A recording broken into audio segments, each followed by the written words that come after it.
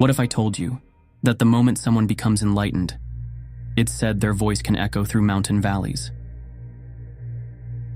A skeletal green figure, moments away from being destroyed by supernatural demons, suddenly opens his mouth and sings words so powerful they transform terror into wisdom. This isn't background meditation music. This is the sound of a soul breaking free from the darkest karma imaginable. Today we witness the most intense spiritual breakthrough ever recorded, and discover why Milarepa's songs are still chanted in Tibetan monasteries 1,000 years later. Can poetry really become the path to enlightenment? Can a voice change an entire civilization? You're about to find out. Welcome back to Buddha's Wisdom. I'm Matt, and we're diving into the heart of the most impossible redemption story in Buddhist history. Last episode ended with the ultimate cliffhanger. Milarepa facing supernatural demons in what could be his final test. 3 years in what he called the Green Nettle Cave. A body turned the color of jade from eating nothing but stinging weeds. And now spiritual forces that could destroy him completely. Remember how we followed his path from mass murderer to broken hermit. 35 people killed with black magic. Then years of brutal training under Marpa the translator. Tower after tower built and demolished until his hands bled. Tonight determines whether someone who's committed mass murder can actually achieve complete enlightenment. Legends condense years of spiritual practice into this dramatic night of transformation. What you're about to witness created one of Tibet's greatest masters. A figure whose spontaneous songs would heal communities, inspire generations, and prove that no darkness is too deep for redemption. Over the next 25 minutes, you'll witness the exact moment darkness becomes light. You'll hear the first words of what would become known as the 100,000 Songs of Milarepa, and you'll understand why they called him the Singing Saint. But first, we need to see if he survives the night.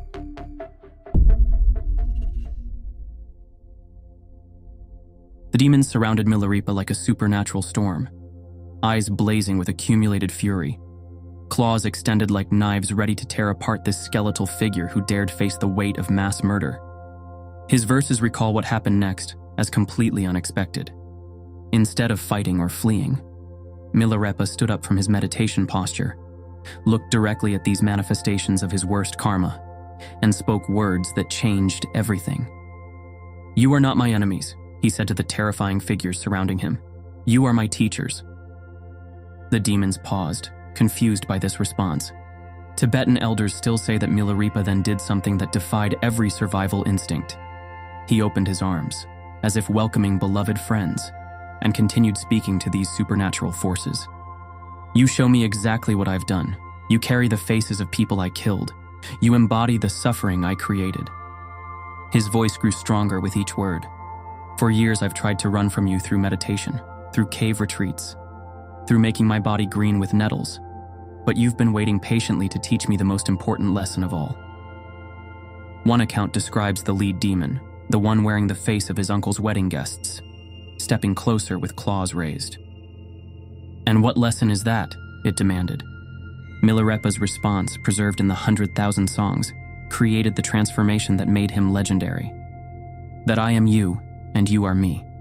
There is no separation between the killer and the killed, between the sinner and the sin.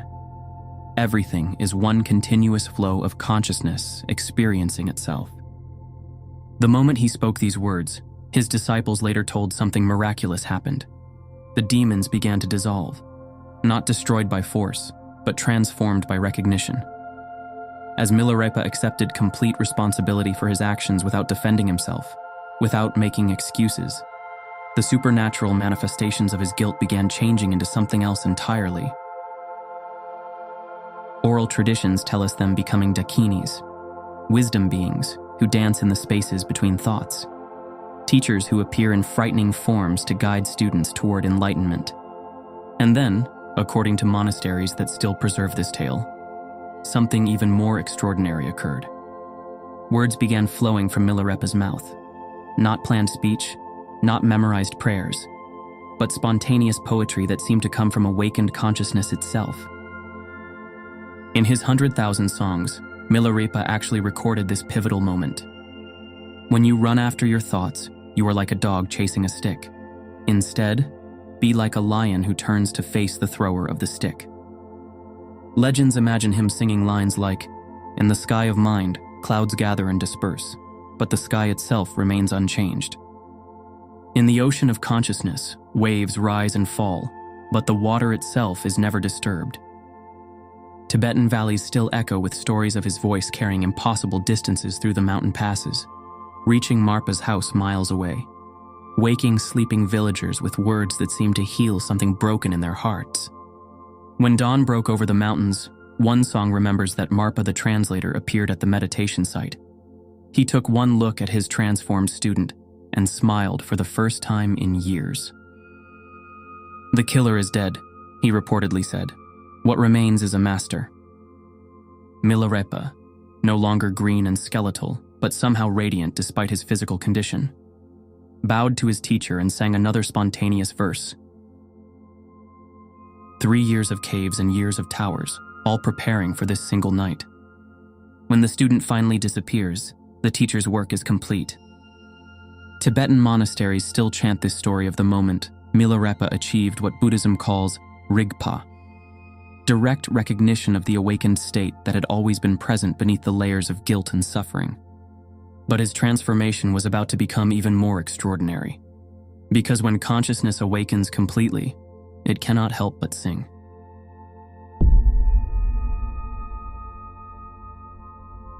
His poetry describes what happened after his enlightenment as unlike anything in Buddhist history.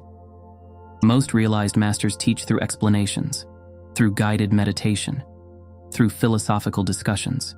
MILAREPA's awakened consciousness expressed itself through spontaneous songs that seemed to heal whatever they touched. What made his songs different from ordinary poetry?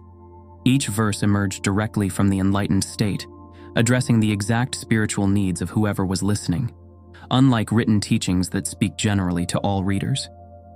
MILAREPA's songs seemed to know the specific pain each person carried. Villagers described incredible stories about the power of his voice. When he sang near a mountainside scarred by landslides, new vegetation began growing from damaged rock. When his songs echoed through valleys, even the wind seemed to pause and listen. But his voice carried something deeper than supernatural power. It carried the sound of a soul that had faced its worst karma, accepted it completely, and transformed it into compassion. Can you imagine what that sounds like? The voice of someone who's been to hell and back, who's carried the weight of 35 murders, and emerged not bitter, but overflowing with love? The ultimate test came when word reached the community still traumatized by memories of the supernatural storm that had killed 35 wedding guests years earlier. When residents recognized this transformed figure as the sorcerer who had caused their suffering, they were terrified. Some fled, others grabbed weapons. Children hid behind their parents. This skeletal, green-tinged figure looked like what villagers called a hungry ghost, a spirit of someone who had died with terrible karma and couldn't find peace.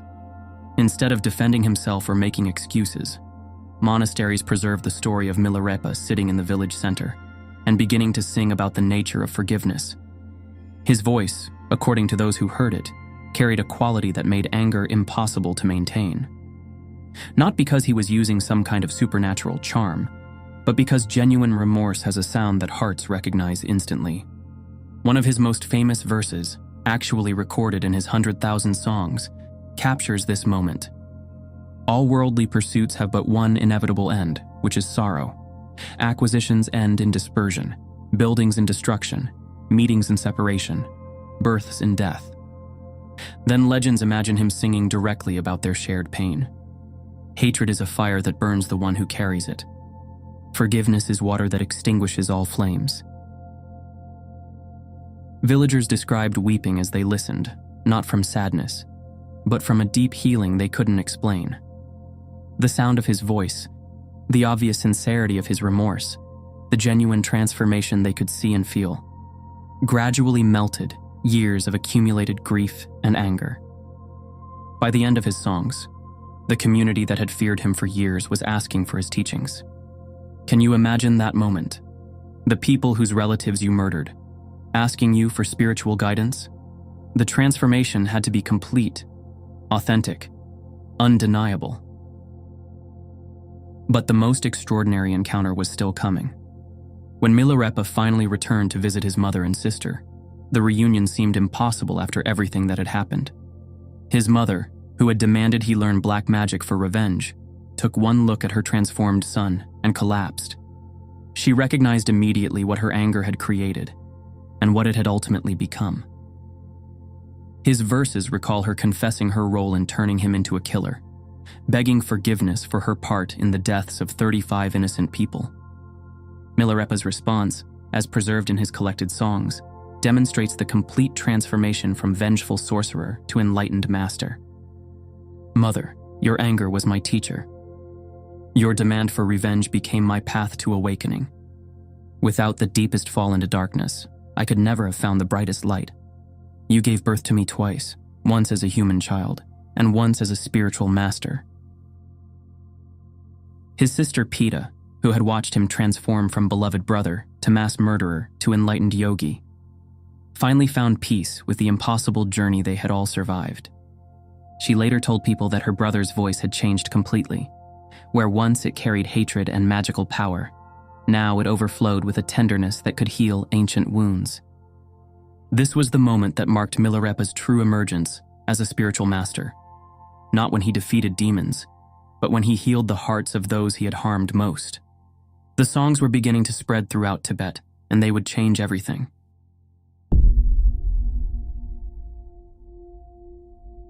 Over the next several years, Tibetan valleys remember Milarepa, leaving Marpa's guidance to begin legendary wandering throughout the most remote regions of the plateau. The high passes were treacherous, where wind could freeze breath in your lungs, and thin air made every step a struggle. Winter storms could trap travelers for months in caves barely large enough for survival.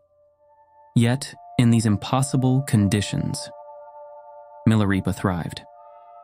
Unlike conventional Buddhist teachers who established monasteries, Milarepa became known for appearing wherever suffering needed healing, often in places so isolated that finding him required genuine spiritual dedication.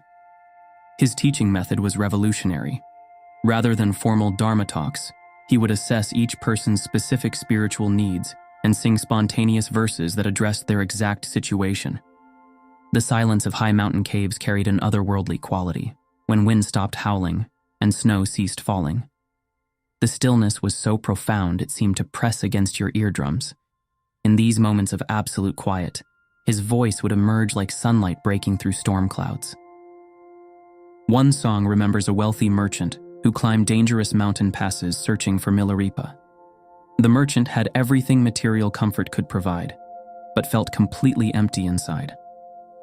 When he finally found Milarepa meditating in a cave barely large enough for one person, frost coating the stone walls, breath visible in the frigid air, the merchant offered gold and jewels in exchange for teachings. For a long moment, only the sound of wind outside broke the cave's silence. Then Milarepa's voice filled the space.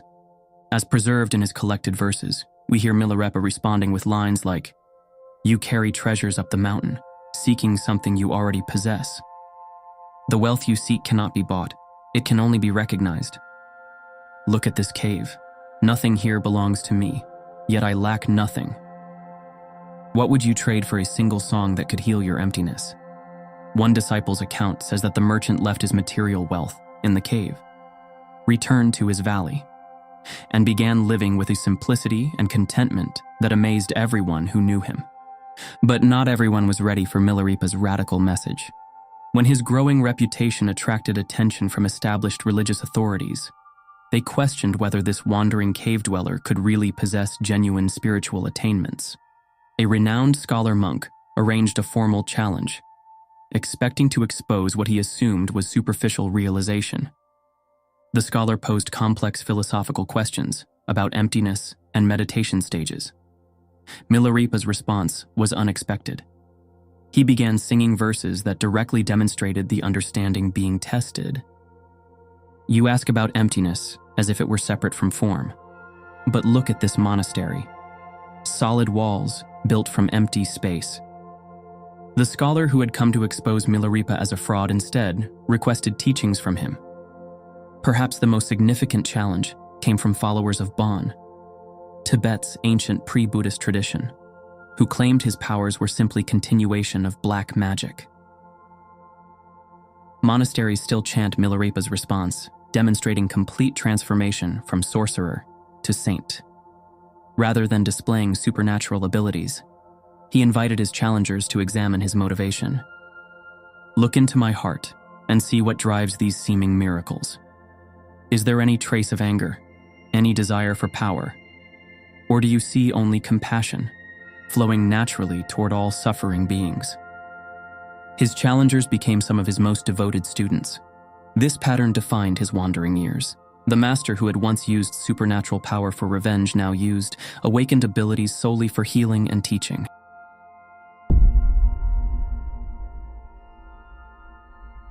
After years of wandering, Tibetan elders still say that Milarepa's reputation transcended religious boundaries and touched every level of society.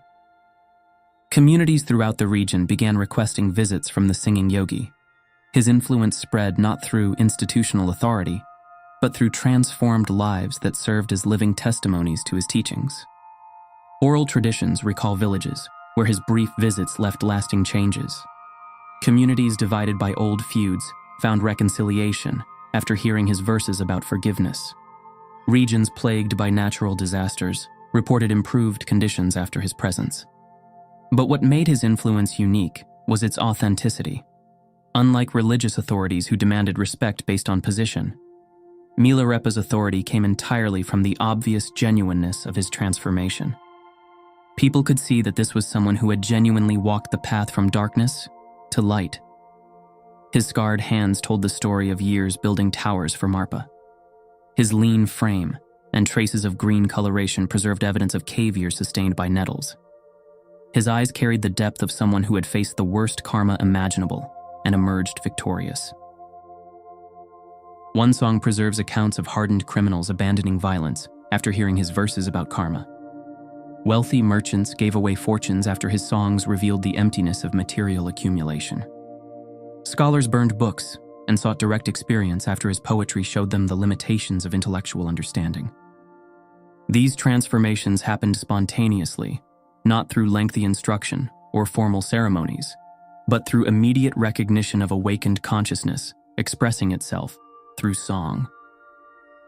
His disciples told of a particularly moving encounter with a young woman who had lost her entire family to disease, leaving her consumed by anger at the apparent injustice of existence. The old songs recall Milarepa finding her preparing to throw herself from a cliff, choosing death over continuing to live with such pain. He didn't try to talk her out of suicide or offer philosophical explanations. Instead, he sang about his own journey from despair to awakening. I once stood where you stand now, believing death offered the only escape. But the darkness you're fleeing is the very soil from which enlightenment grows. She stepped back from the cliff and eventually found her own path to healing. This story echoes the deeper pattern we saw in his family reunion, showing how genuine transformation creates ripples of healing that touch everyone around it. The killer who became a saint, the destroyer who became a healer, the voice of hatred that became a song of compassion. As the oral tradition still preserved records, Milarepa actually wrote, "If you want to know your past, look at your present condition. If you want to know your future, look at your present actions." Legends imagine him adding verses that capture his essential message. Your worst mistakes can become your greatest teachers. Your deepest darkness can birth your brightest light. Nothing is wasted. Everything serves the path. The singing saint had emerged from the depths of karma to prove that redemption is possible for anyone willing to face their actions completely, accept responsibility without excuses, and trust the transformative power of awakened consciousness. By this time, his voice was known throughout Tibet. Students were beginning to gather around him. The foundations were being laid for what would become one of Buddhism's most influential lineages, and his greatest adventures were still ahead. The wandering yogi was about to become something even more extraordinary. Can you imagine the courage required to face your worst mistakes, accept complete responsibility, and transform them into wisdom? That's the question Milarepa's story asks every one of us. What impossible transformation awaits on the other side of your deepest regrets? The singing saint who emerged from darkness to become Tibet's beloved master proves that no one is beyond redemption. No mistake is too great. No fall is too deep. If Milarepa's journey from killer to saint has moved you, if you believe transformation is possible even after the worst failures, then subscribe and stay with us.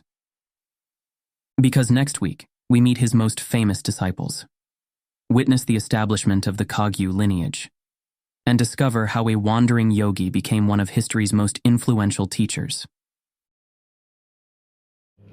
What songs would you sing if you achieved enlightenment? Leave a comment below. Sometimes the path to healing begins with admitting we need it.